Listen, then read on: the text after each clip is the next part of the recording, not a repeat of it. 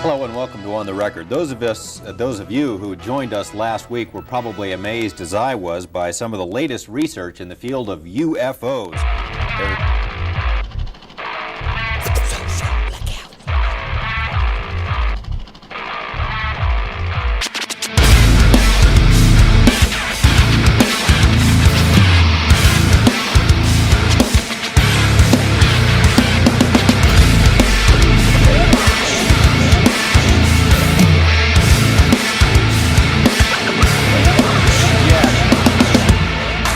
I feel social, not going outside. I turn my phone on, and I'm in for the ride. Oh damn, that looks great. Need me one of those.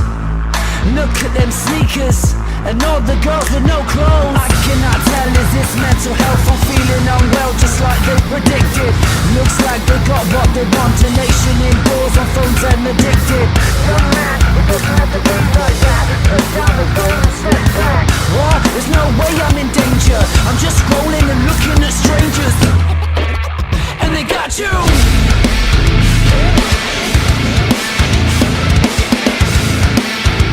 Got you, trapped in the matrix. And they got you, and they got you, trapped in the matrix.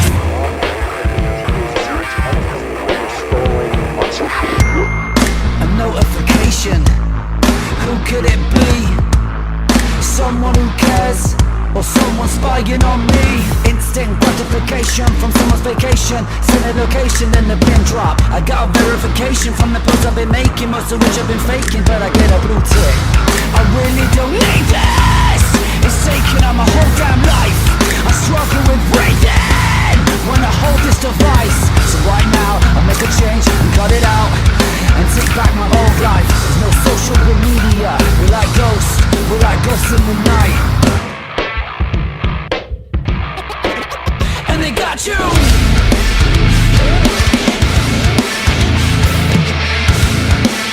And they got you, trapped in the matrix. And they got you, and they got you, trapped in the matrix.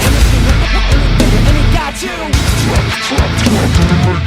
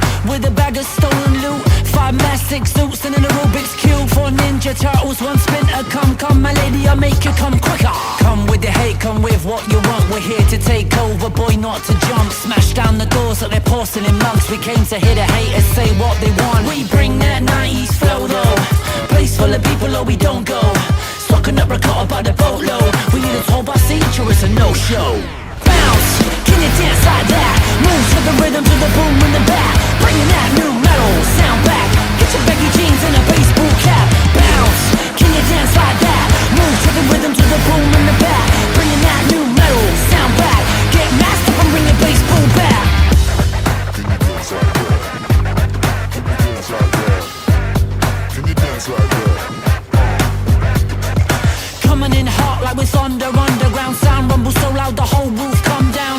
With a crash bang wallet, the noise so loud the astronauts heard it in orbit. So sit back and roll up that spacesuit. Let the lungs fill up with smoke through the spacesuit. It feels good, high at the top. You know we're coming back, cause we can't stop, won't stop. We bring that 90s flow though.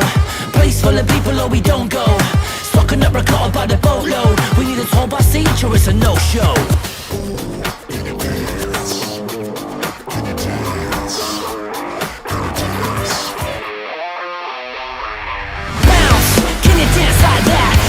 The rhythm to the boom in the back, bringing that new metal sound back. Get your baggy jeans and a baseball cap. Bounce, can you dance like that? Move to the rhythm to the boom in the back, bringing that new metal sound back. Get masked up with a baseball bat. I said move to the sound of the new motherfucker, now dance, dance. I said move to the sound of the new motherfucker, get up. I said move to the sound of the new motherfucker, now dance. I say move to the sound of the new motherfucker, get up. Get up. Get up. Oh, get the fuck up. Bounce, can you dance like that? Move to the rhythm to the boom in the back, bringing that new metal sound back. Get your baggy jeans and a baseball cap. Bounce, can you dance like that? Move to the rhythm to the boom in the back, bringing that new metal sound back. Get masked up and bring a baseball bat.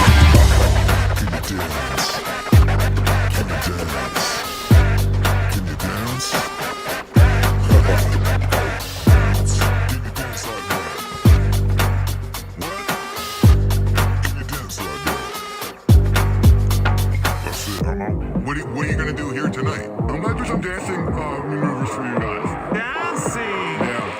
Go ahead, young man. The stage is yours. I'm not a dancer. That's the thing. I'm not a dancer. You're not a dancer. I just like to dance. Good. Me We like too. watching people. Okay. Just want to preface. Alright.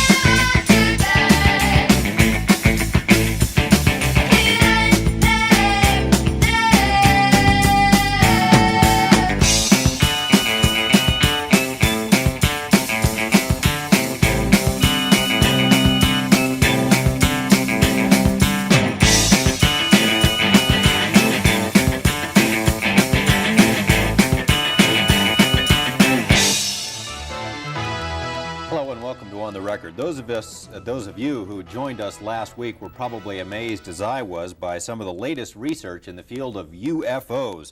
There's so much to talk about, however, we were unable to fit it all into one program, so my guest again this week is UFO researcher, former state Senate candidate, and award-winning pilot John Lear. Mr. Lear, nice to have you here again. Always a pleasure to be here, George.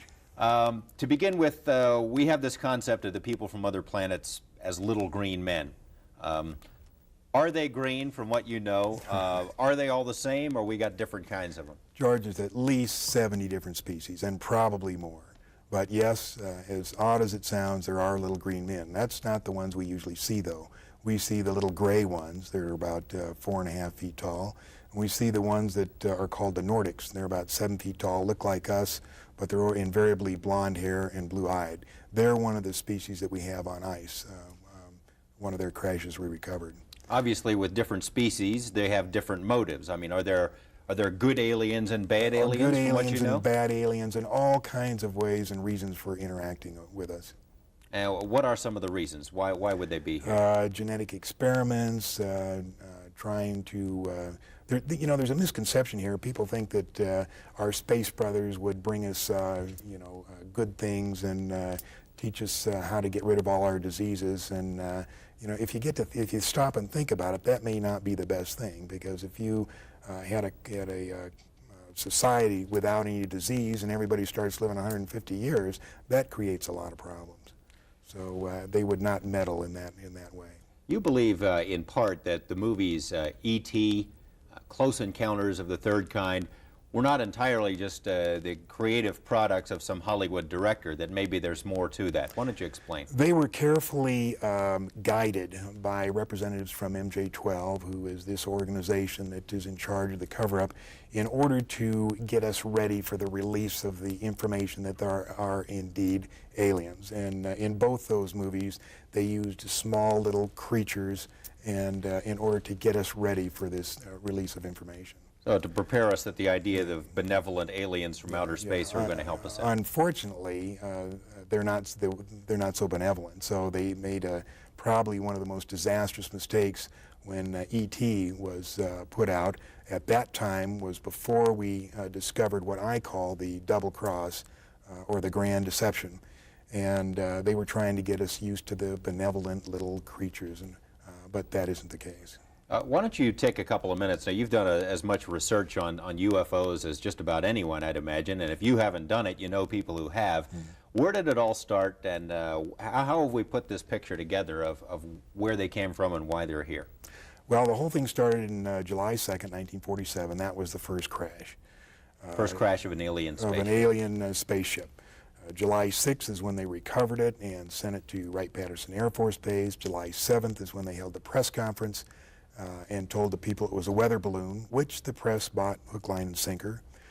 September of that year, President Truman established MJ-12, and the purpose of that was to study the saucers and cover up the existence of UFOs. And you say we recovered alien bodies from that incident, right? 4 from that particular crash, yes. And what'd they do with them?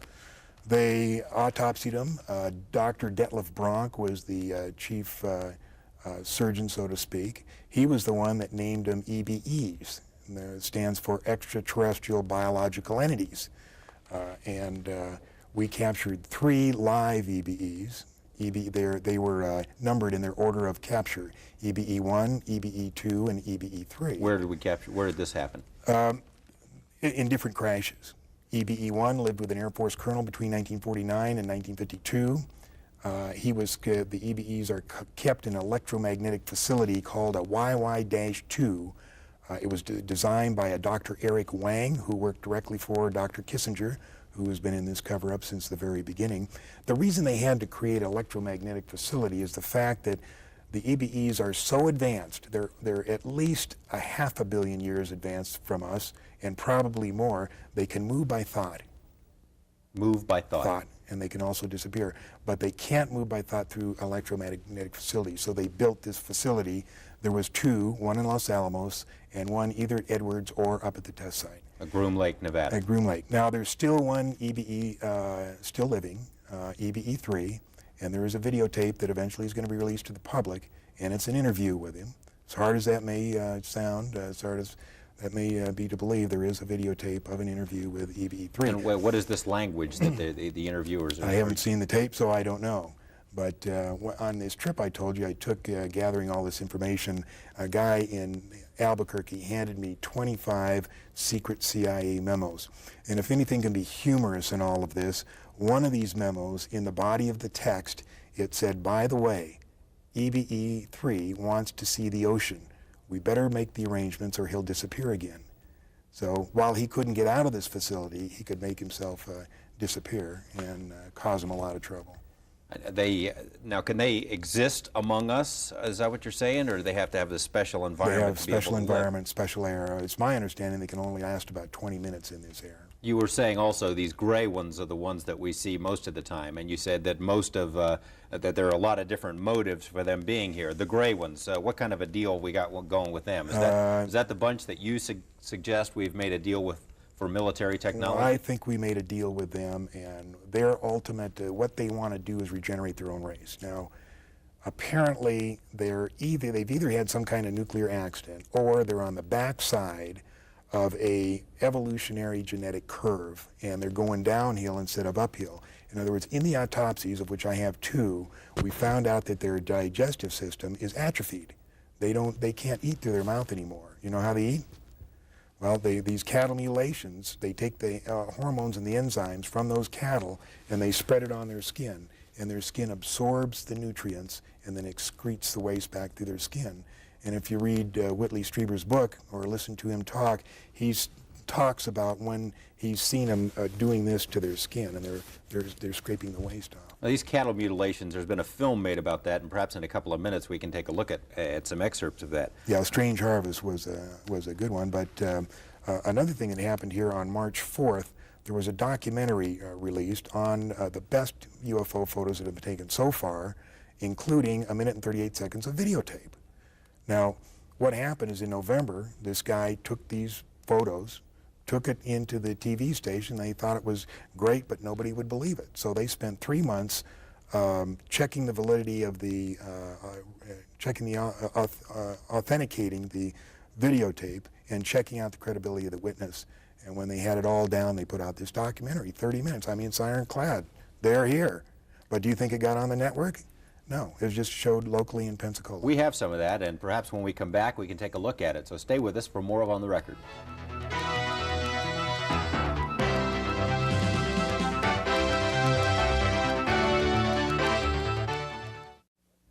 Welcome back to On the Record. My guest again this week is UFO researcher John Lear. John, you say this documentary was put together in Florida recently, and it's some pretty stunning stuff. Pensacola, Florida, and they've had all kinds of physicists and scientists look at the film. It's absolutely authentic. There is nothing fraudulent about it, and it's really interesting. I just can't understand. Well, I can understand why the networks didn't pick it up, because each one is controlled by a member of MJ-12. That's quite a claim, but we're going to take a look at the film now and see if it's worth suppressing.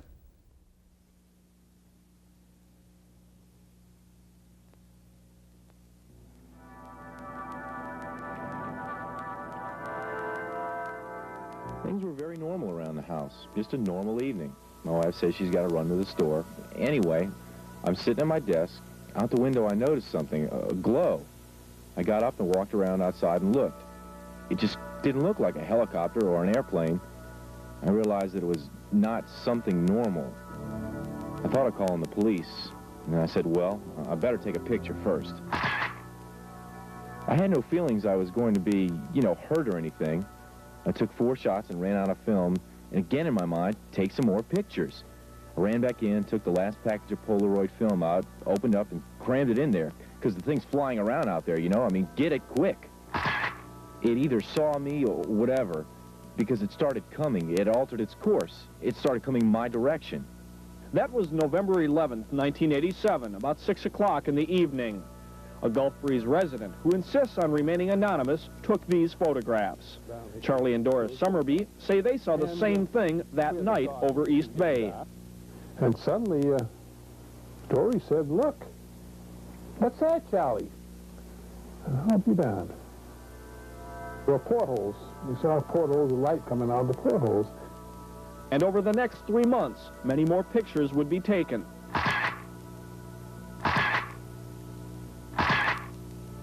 By different people.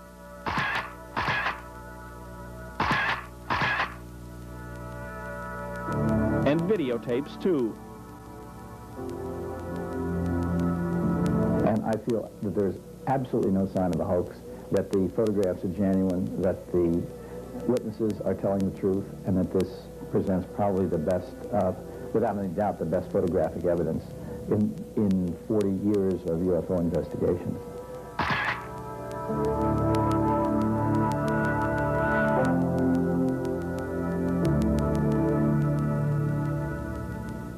As this series goes on, we see a lot more of that videotape evidence. Yeah, there's a minute and 38 seconds of it, and it's pretty interesting, interesting stuff. We've never seen that before, have we? It's great. And on one morning, he goes out with his camera, and 3 of them show up, and he has a spectacular shot of 3 of them.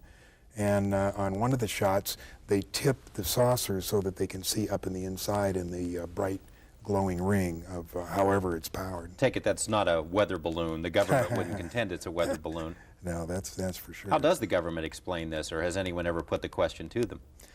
Nobody's put the question to them because they've still got their stock response is the Air Force quit investigating UFOs in 1969. What do you suppose that bunch wanted? They knew pictures were being taken of them. Why were they hanging around there? It's got something to do with what's going on now, and I can't even fathom what's going on. But it shouldn't be too long before we find out. A lot of stuff has happened in the interim between July 1947 and that incident we just saw. You were going to bring us up to date on. I was going to tell you that a lot of Air Force pilots and planes have been, the pilots have been killed and the planes destroyed. The first one was the Thomas Mantell crash, January 7th, 1948. He was in a P-51 and he was chasing a flying saucer, ordered to chase one, and he got up to it and said, "Oh my God, it's huge," and that's the last thing they heard of him. 1948 was the second crash of a flying saucer near Aztec, New Mexico.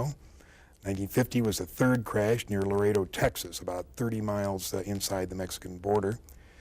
1952, we had 2 weekends in a row where the UFOs flew over the Capitol, Washington, D.C., buzzed the White House.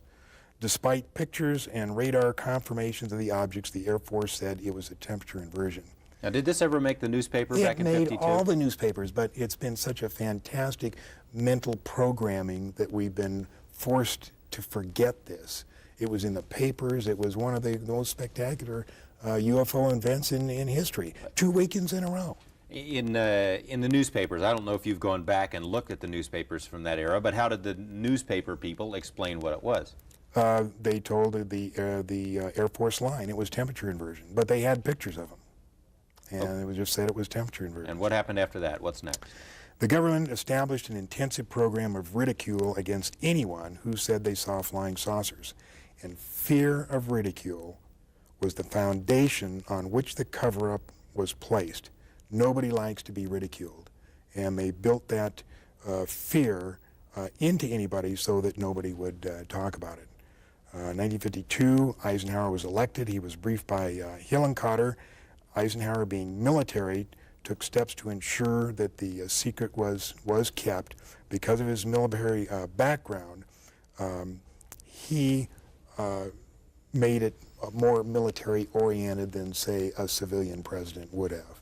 And it's this, I think, that has let his actions let the real power of the executive office slip through the hands of the president into MJ-12. And we've got a copy of, I think, outside of that document where Eisenhower is briefed in that. He was briefed, and he set it up. And interesting thing, in late 53 or early 54, Eisenhower witnessed an alien demonstration of technology and power at Muroc Dry Lake, which is now called Edwards Air Force Base. How do you know that? How did you get that? We have witnesses who were there. Who say the president was there seeing? The president was there. There's an English guy.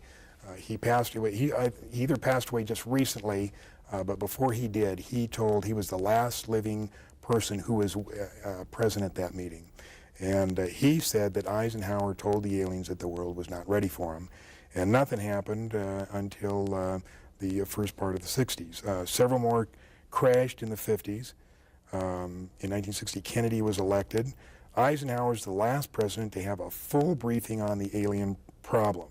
There was a disdain of elected officials throughout the intelligence and military communities, and they just didn't like elected officials. So every president since then has not had high enough clearance to know the whole problem. Now they know there's aliens, they know we've recovered saucers, and they know that we're trying to get technology. But there are certain other things which probably only about 25 people on the face of this earth know. Now, on April 25th, 1964, was the first official communication between our government and the aliens. 3 saucers landed there by prearranged agreement. It was filmed by 5 high-speed cameras, 68,000 feet of film. The reason we know this is because in 1972, when they were going to release the first information about UFOs to the public, a very knowledgeable writer, his name was Robert Emenager, was asked by the agency to write a documentary, which he did. And they were going to release this thing, and we had the whole history of the UFOs, and the last part of the documentary was the footage of the saucer landing. But in 1973, when they're ready to go, we had Watergate, and they were faced with 2 problems. Number 1 is they didn't think the public could handle 2 traumatic experiences at the same time, and number 2, they thought that the public would perceive this picture of aliens and spacecraft as a ploy by Nixon to divert the attention from Watergate. So they shelved it. The documentary actually came out. It was narrated by Rod Serling, but instead of the real footage, they had drawings of these flying saucer landing, and they said, Rod Serling says, let's consider an event that could possibly happen in the future or may have already happened. But it did already happen, but what happened then? I'm jumping ahead of you here, and we can backtrack a second, but the next president after Nixon, President Carter, I remember him as a candidate saying that one of the things he'd like to do when he got into office was to get to the bottom of this UFO stuff, to look into the Project Blue Book files, and to let people know, basically to open it up and let people know if it was a hoax, it's a hoax. If there's something more to it, but he never did that. No, he said when he was during his campaign, he said, if I become president, I'll make every piece of information this country has about UFO sightings available to the public and the scientists. I'm convinced that UFOs exist because I've seen one.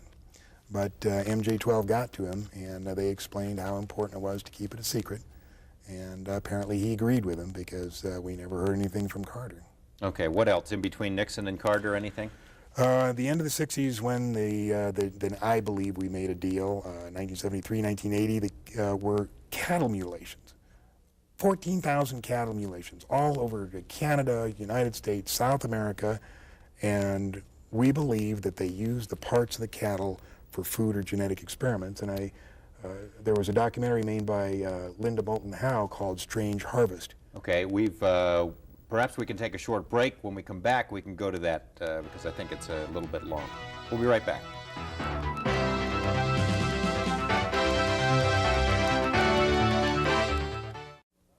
Welcome back to On the Record. The subject is UFOs. We're about to see part of a documentary. John, perhaps you could introduce it. It deals with the 14,000 cattle mutilations that happened. That's right, and we were particularly prevalent around Colorado, New Mexico, Arizona, and Utah. And it was a documentary made by Linda Moulton Howe for the CBS affiliate in Denver. And let's take a look at that now, a piece of it. Colorado are going to die each year from hard winters, disease, lightning strikes, predator attacks, and other natural causes. But in northeastern Colorado, another favorite spot for the mutilators, Tex Graves, former sheriff of Logan County, insists the 93 mutilated carcasses he investigated were not natural deaths.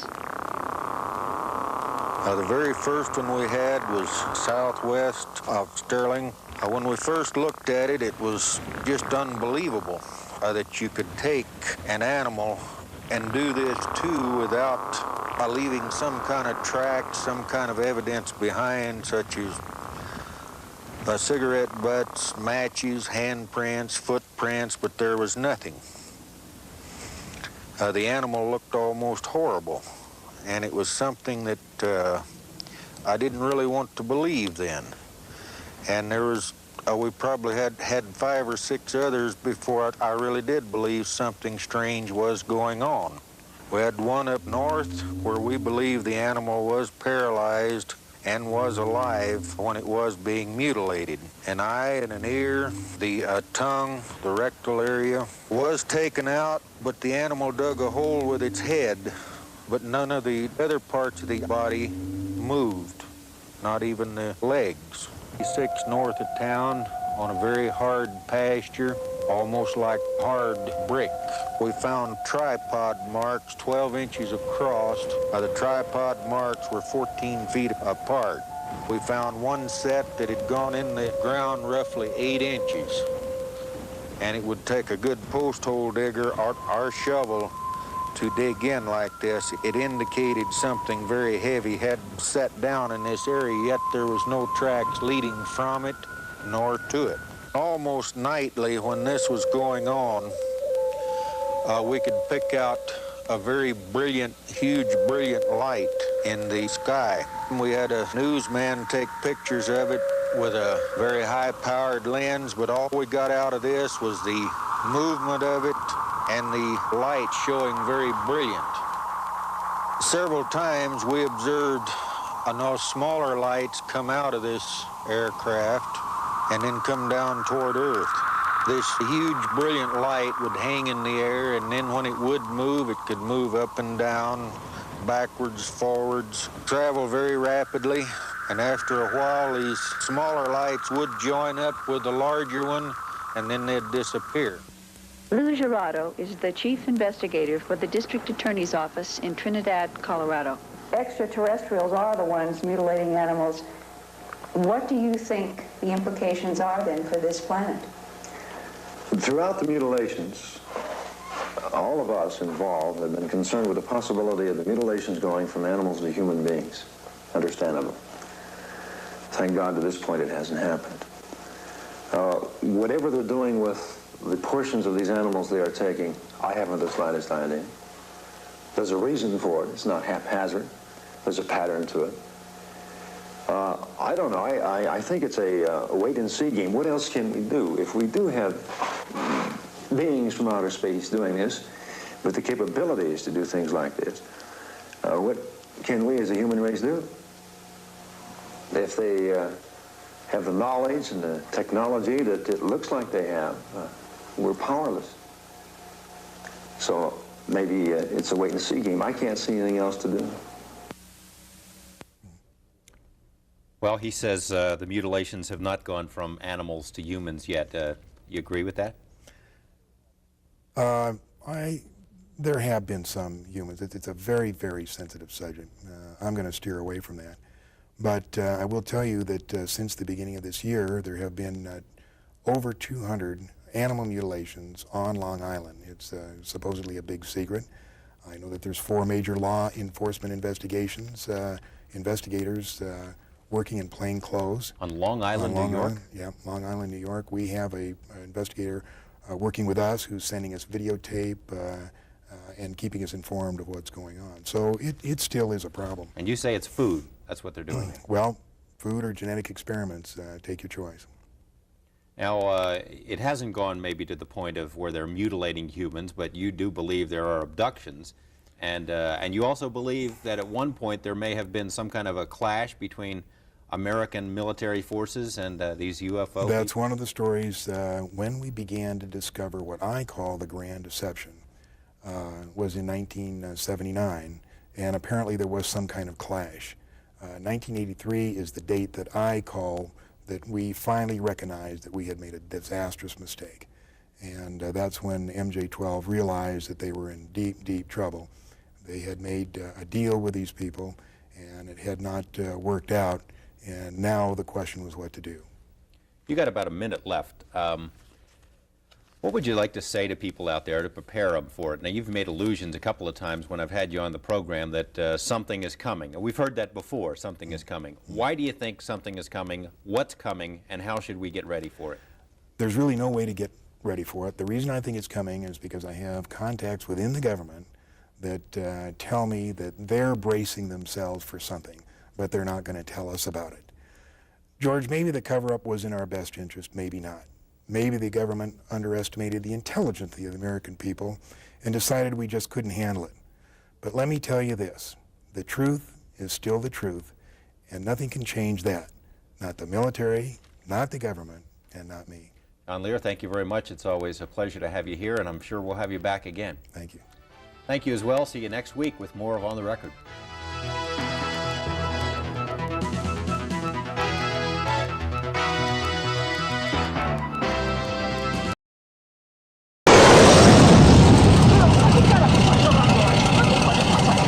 ¡Hostia! ¿Qué es? No lo sé. Pero esto no es normal, ¿eh? ¿Pero qué coño? ¿Qué carajo pasa aquí? ¡Me cago en Diola! ¿Pero qué carajo está pasando aquí? ¡Hostia! ¡Vamos la hostia! ¡Cago en Diola! ¡Para la máquina! ¡Para la máquina!